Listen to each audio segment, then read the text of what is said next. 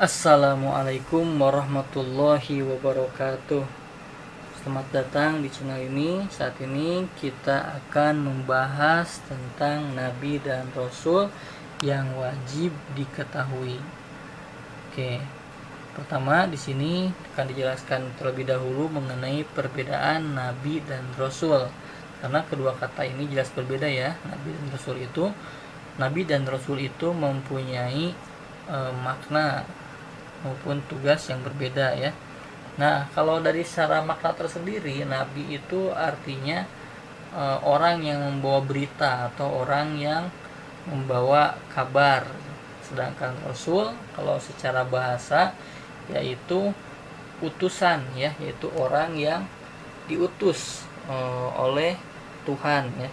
Nah, kemudian di sini pertama di sini Nabi menerima wahyu dari Allah untuk dirinya amalkan sendiri. Jadi kalau Nabi itu mendapatkan wahyu atau menerima wahyu dari Allah Subhanahu wa taala itu untuk dirinya sendiri. Selanjutnya, kemudian yang kedua yaitu Nabi mendapat tugas atau diutus kepada yang sudah beriman. Nah, jadi Nabi itu diutus kepada yang sudah beriman ya. Terus kemudian Nabi memiliki jumlah yang lebih banyak daripada Rasul, yaitu ada yang menyebutkan bahwa jumlah Nabi itu 124.000 ya jumlahnya. Ada juga yang menyatakan 125.000. Nah, selanjutnya yaitu semua Nabi tidak berarti Rasul. Ingat ya, ini penting sekali. Jadi semua Nabi itu tidak berarti Rasul, tapi semua Rasul itu sudah pasti ia adalah seorang Nabi. Terus kemudian yang terakhir itu Nabi menerima wahyu Allah melalui mimpi. Sebagian Nabi yang meninggal karena dibunuh oleh kaumnya. Nah, kalau Nabi itu ada yang meninggal ya, jadi baik Nabi dan maupun Rasul mereka juga pada dasarnya meninggal ya, karena mereka juga makhluk. Kalau secara biologis itu sama seperti kita, yaitu manusia. Nah, hanya saja kalau Nabi itu ada yang meninggalnya itu akibat dibunuh oleh manusia atau di sini oleh kaumnya ya. Nah, terus kemudian di sini Rasul. Nah, ini ada perbedaan ya antara Nabi dan Rasul. Nah, di sini Rasul menerima wahyu untuk disampaikan kepada umatnya. Tadi kan kalau Nabi kan dia mendapatkan wahyu itu untuk dirinya sendiri dan tidak mempunyai kewajiban untuk menyampaikan kepada orang lain. Berbeda dengan Rasul.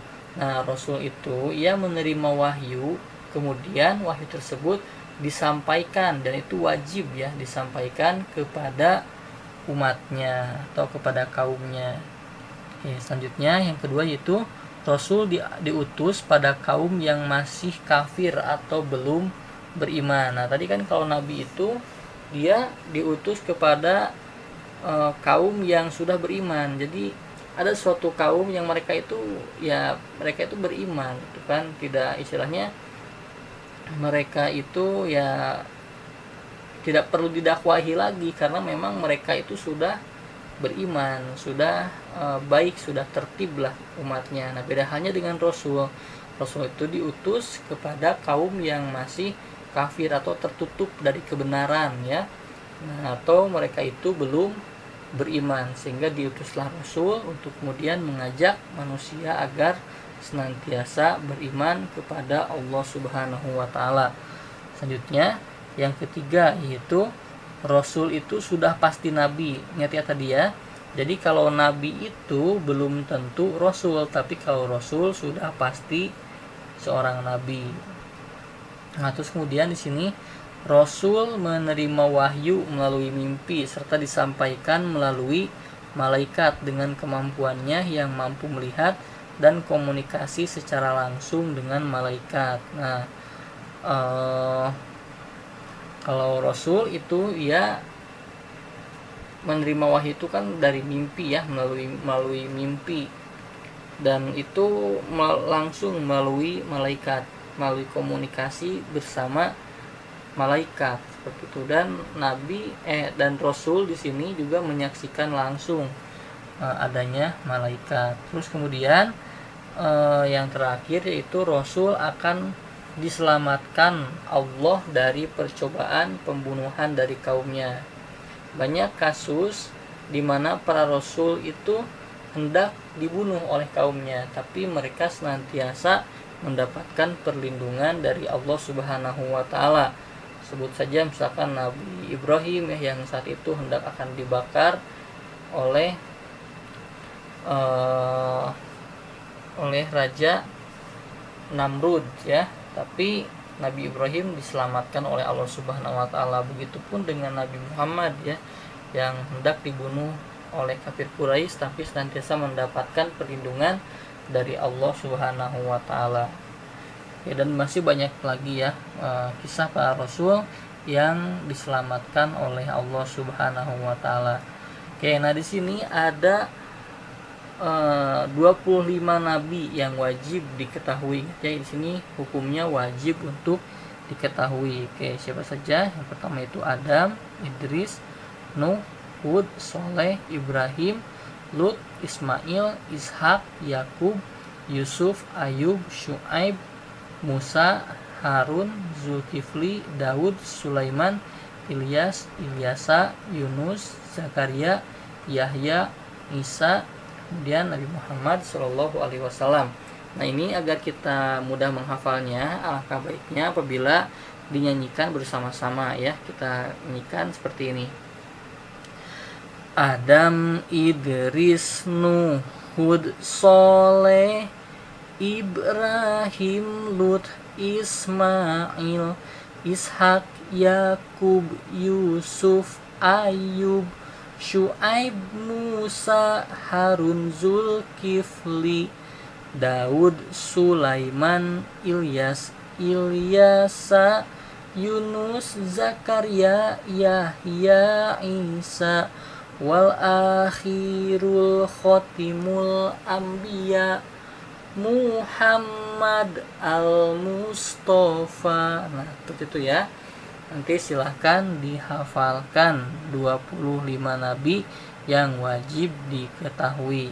Nah kemudian di sini para nabi dan rasul juga mempunyai sifat yaitu sifat-sifat wajib dan sifat-sifat mustahil. Namun nabi dan rasul juga mempunyai sifat yang sifatnya itu jaiz boleh ada pada nabi, yaitu sifat-sifat kemanusiaan. Ingat sifat-sifat yang boleh ada pada nabi dan rasul itu yaitu sifat-sifat kemanusiaan. Nah di sini ada sifat-sifat wajib dan ada juga sifat-sifat mustahil. Kalau sifat-sifat wajib berarti sifat-sifat tersebut wajib adanya pada diri seorang nabi dan rasul. Tapi kalau sifat-sifat mustahil itu tidak mungkin ada pada diri nabi dan rasul. Yang pertama di sini sifat sidik. Sidik artinya jujur atau benar, di mana setiap redaksi atau ajakan dakwah dari para nabi dan rasul itu merupakan sebagaimana adanya yang diperintahkan oleh Allah Subhanahu wa taala. Nabi berkata jujur dan berkata benar. Selanjutnya yang kedua yaitu amanah, artinya terpercaya. Segala sesuatu yang disampaikan oleh nabi dan rasul itu dapat dipercaya karena nabi mempunyai sifat amanah. Terus kemudian nabi dan rasul juga mempunyai sifat tabligh artinya menyampaikan. Nah, tapi sifat tabligh ini pada dasarnya tidak menjadi kewajiban bagi seorang nabi karena nabi hanya untuk dirinya sendiri. Tapi kalau rasul itu sudah tentu mempunyai sifat tabligh, di mana mempunyai kewajiban untuk menyampaikan setiap risalah yang telah diterimanya. Terus kemudian yang terakhir yaitu fatonah, artinya cerdas di mana para nabi dan rasul itu diberikan anugerah dikaruniai dengan sifat fatonah yaitu cerdas. Terus kemudian sifat nabi dan rasul juga di sini mempunyai sifat-sifat yang mustahil, yang tidak mungkin ada pada diri seorang nabi dan rasul. Nah, sifat-sifat mustahil ini itu bertentangan dengan sifat-sifat wajib ya. Nah, di sini saya urutkan sesuaikan dengan perlawanannya. Di sini kan kalau sifat wajibnya sidik, nah sifat mustahilnya yaitu kazib ya. Nah, sidik artinya jujur. Nah, kalau kazib itu artinya bohong. Jadi tidak mungkin seorang nabi itu berbohong atau membohongi umatnya. Terus kemudian yang kedua yaitu khianat ya. Nah, wajib bagi seorang nabi dia mempunyai sifat amanah, artinya terpercaya, dan mustahil bagi seorang nabi atau rasul ia mempunyai sifat khianat, artinya mengabaikan atau tidak dapat dipercaya. Jadi ketika misalkan Allah menyampaikan risalah melalui para malaikat, kemudian sampai kepada nabi dan rasul, terus kemudian nabi dan rasul mengabaikan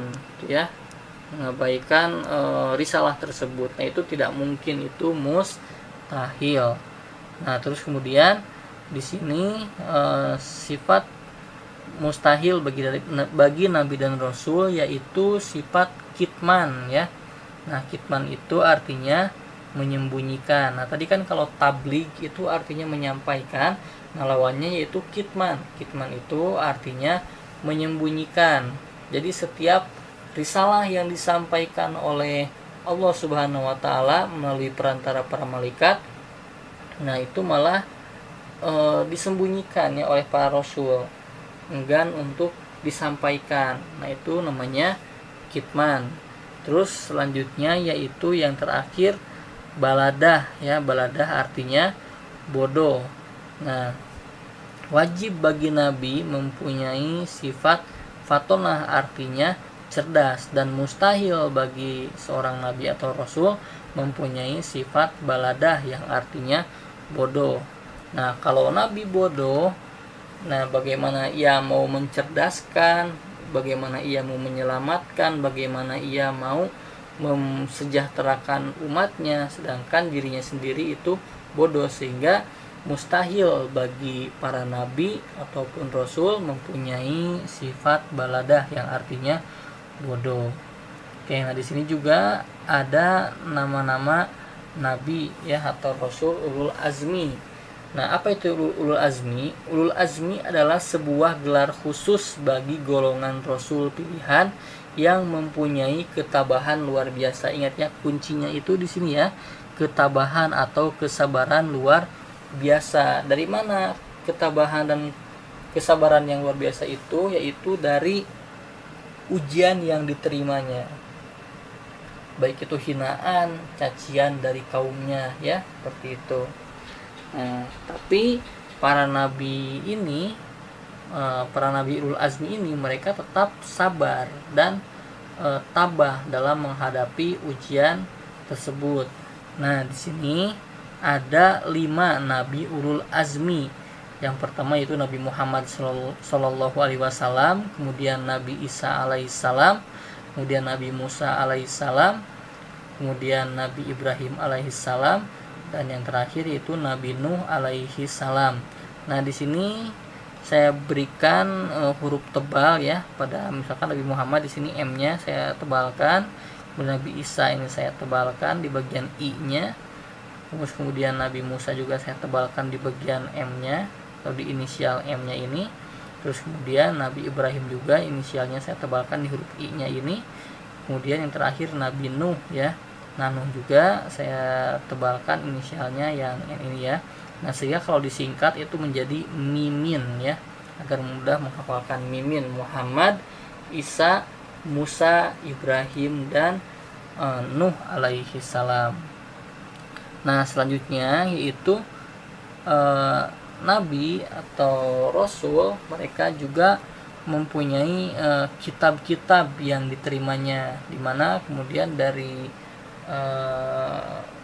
setiap redaksi yang disampaikan kepada umatnya itu atau umat para nabi dan rasul itu, pada dasarnya itu sudah tertuang di dalam kitab suci ya, sebagaimana firman Allah Subhanahu wa taala.